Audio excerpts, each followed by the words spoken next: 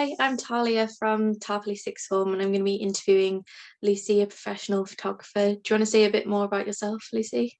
Yeah, hi Talia. Obviously, as Talia says, I'm a professional photographer. I've been working in the industry now for about 16 years. And in that time, I've shot everything from the red carpet to the overthrow of a dictator.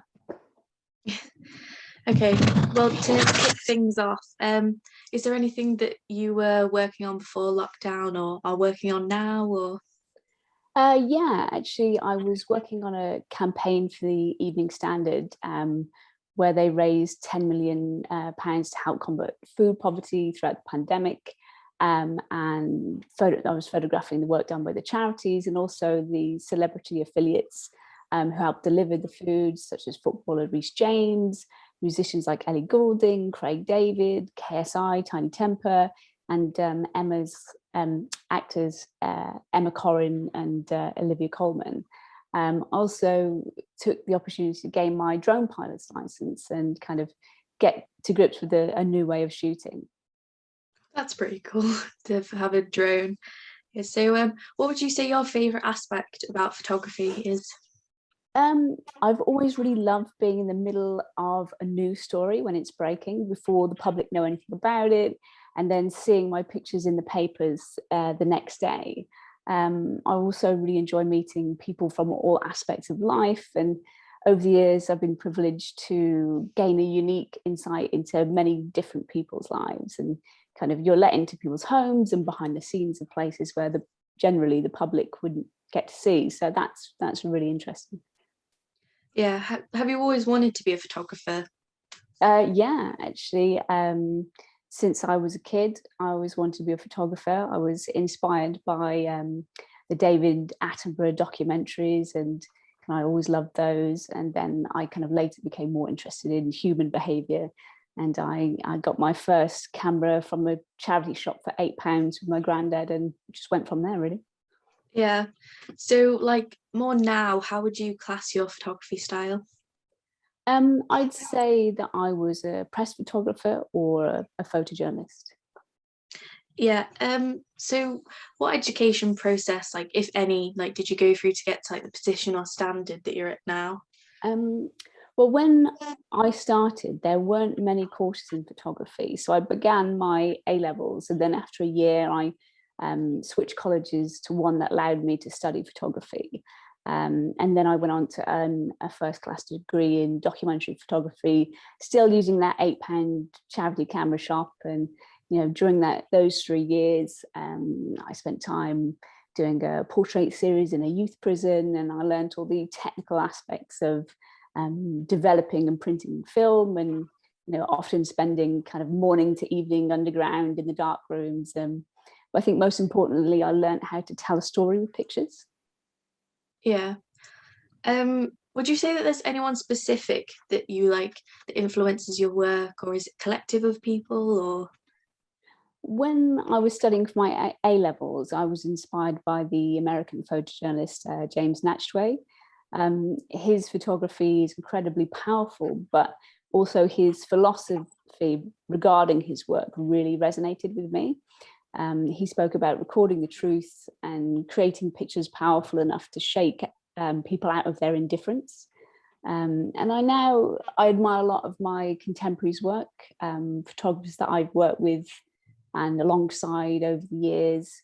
I find it interesting to see how another photographer interprets the same event that I'm also covering, and it's good to see things from another point of view. And that element of friendly competition really does keep you sharp as well. yeah.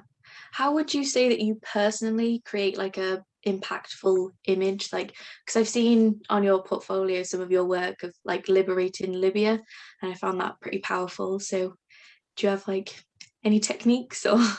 Um, well, for me, a powerful image shows the emotion of what's happening in a scene, and so anybody looking at it can kind of tell the story. In terms of my work, definitely think the most powerful pictures did come out of Libya, where I covered the capture of the Libyan dictator Gaddafi and the end of the civil war. And another huge thing about when you're photographing people is eye contact, because that really tells a lot. and it can make a big difference in your pictures. Yeah. So, although as you mentioned before, you said you're a press photographer, how would you categorize your style as different to the paparazzi, for those who might not know? Paparazzi is a dirty word. Well, press photographers adhere to a code of conduct and concentrate on stories which should be considered of public interest, whereas paparazzi concentrate on the private lives of celebrities. Sometimes there is a bit of crossover. For example, the royal wedding between Prince William and the Duchess of Cambridge. That saw press photographers and the paparazzi looking to get pictures of the couple checking out the wedding venue before the big day. And that resulted in a 2-week-long doorstep at Westminster Cathedral for me. So for like your different kind of situations, would you say that you use like different equipment for, like, could you explain a bit about your workflow? Yeah, definitely. It depends who you're working for. So sometimes I'll be working for newspapers and sometimes I'll be working for PR clients. I generally take a huge amount of equipment with me because when you're working for a newspaper, you never really know what you're doing. You could be shooting a live news event, could be in Downing Street, you could be doing a portrait. So you'd have a range of different lights, a ladder if you've got to go into Downing Street because there's tons of other photographers there. And you'll need to kind of be able to see over the top of their heads, get a picture of the Prime Minister coming out or something like that. In terms of my workflow, that also depends who you're working for. When you're working for newspapers, they generally give you very minimal information, just the who, what, where and when, and you're left to shoot the images in a way which you feel would illustrate the article best. Whereas with PR clients, they're far more prescriptive, with detailed briefs and longer turnarounds, and they often require lighting and more time. Yeah, so I know that you've been to like some fashion events. Like, could you explain a bit about that? Like, how would you say it's different from your other works? Yeah, I've done Fashion Week multiple times and covered shows such as Tommy Hilfiger, Paul Costello. On those scenarios, getting the right position is paramount. Ideally, you need to be absolutely front and center of the photographer's pit so you can get a face-on image with good contact from the models as they come down the catwalk. It sounds a lot easier than it is. It requires a certain amount of stamina and concentration because the models stream out very quickly. There's very little time in between walks, and it's often really hot because of the lighting required in there. And invariably, you get crushed up against a lot of other photographers. The space there is very tight. In fact, the floor is marked out with gaffer tape into little squares that has your initials on or the name of the paper or the agency that you're working for. And kind of woe betide anybody that steps outside their little square. In recent years, more space has actually been given to fashion bloggers to satisfy the immediacy of social media. And that's a fairly new trend.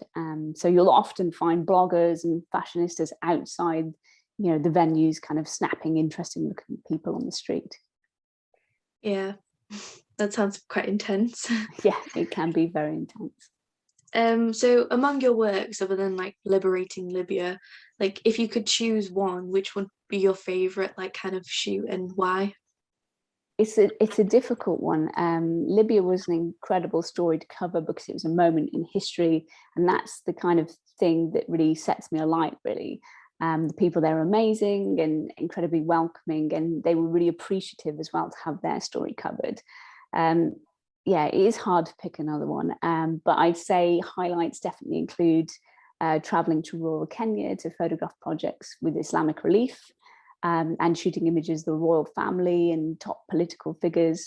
Also things like the collapse of the Apollo Theatre was really good because, my news editor at the time wanted to send me somewhere else. And when I heard about the collapse of the Apollo, I just decided that I would go and shoot that because it would be a big story.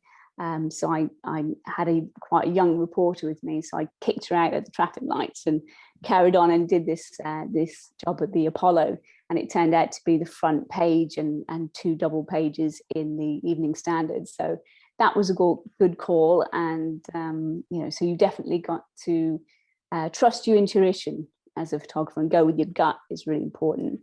And then maybe another one was when a ship capsized in the Solent, and I managed to blag my way onto a small rib boat and go out into the Solent and photograph the boat listing in the water. So that was quite dramatic. So what would you say is the biggest, or like maybe some of the biggest challenges you faced? Would you class the pandemic as one of them? From a logistical point of view, it has definitely been difficult to operate during the pandemic, especially in the very early parts of lockdown when I was really busy, because everything was closed. I had to work from my car, crushed up in the front seat, trying to edit pictures. The cafes weren't open. You can even find a bathroom. So I also had to be fully kitted out in PPE at all times and kind of maintain social distancing wherever possible. And that kind of had its own unique set of challenges, from fogging up of the camera and constantly having to keep an eye on my surroundings and reminding people to keep their distance from me. So that was exhausting, actually, that part of it. And I was suffering from long COVID as well. So, that was pretty tough. Yeah. So what would you say a typical like day shooting looks for you? Like, do you have any input in the editing process, or? Yeah. So say a typical day shoot for a newspaper, for example, they give you very little information about what they need you to do. And they would just, sometimes you just make your way into town and just be ready should a job come up. And other times they'll email you in advance. But, you can have a number of jobs a day and they'll just email you over kind of a time, location and very brief details. And you'll go off and shoot whatever that is. And if you're on deadline, you have to make sure that you get your images in before those deadlines, because they're very strict, especially if you're working on a daily paper like the Evening Standard. Those kind of deadlines are completely immovable. So I'd kind of go and do the shoot, and then I would actually edit and caption and send the images directly from where I was. So if I had a shoot in Downing Street, for example, you'd shoot the pictures, and then from where you stand, you'd upload the pictures to your laptop, make a selection, edit them and caption them, and then you'd have a mobile Wi-Fi device that you would then use to transmit those images back to the office. Usually I'd make sure that I had a good range of images that were upright and landscape, left facing, right facing, because you don't know how the image is going to be used in the newspaper. So you have to be mindful of how the editors might need your pictures, or you might need to leave some space at the top of the frame so text can be put over it or something like that. I would probably send 10 to 15 pictures edited, and then the final selection will be made by the picture editors in the office, and they have a feed where they can see all your pictures dropping there, and they would choose the ones that would best fit. How do you continue to educate yourself, like to take better photos, or like, especially from like when you first started off? Naturally, you do see a progression in your work from year to year. It's definitely a steeper progression at the beginning of your career, or when you're even starting photography. And then it's more like fine-tuning as you become more experienced. I always like to see some improvement, but after every job, I can always look back at it and think, I should have done this differently, or maybe shot from there, or adjusted something. So, but that's a good thing, because it keeps you sharp, keeps you kind of wanting to improve the whole time. And there's a lot that you can learn from looking at your contemporaries' work as well. And, working with newspapers, you definitely should be seeing what other photographers are putting out and making sure that you're competitive. And and looking at the newspapers and magazines that you're interested in, so you can make sure that you kind of tailor your technique and your style to that specific kind of magazine or newspaper. And then also trying to be on top of any developments in equipment, and especially lighting is really important for photography.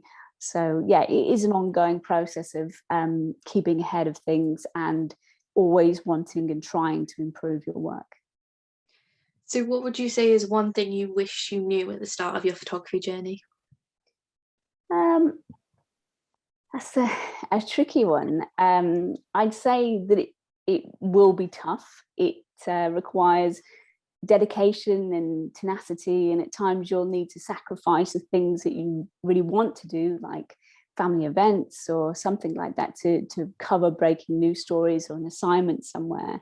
I've heard a lot of photographers, the older photographers, quip in response to young people wanting to get into the industry that not to bother because it's so difficult. But I'd say that people of your age, you have the freedom to take risks, and you have no financial obligations, you've got no mortgage or children to worry about, so you can really use your freedom to try things out. You'll also have a different way of looking at things, and you can afford to be creative and think outside the box and be more adaptable. And I think if you're willing to put the work in, you'll definitely succeed. Yeah. Well, it's been really great speaking with you. Thank you for answering my questions. You're more than welcome. Thanks, Thalia.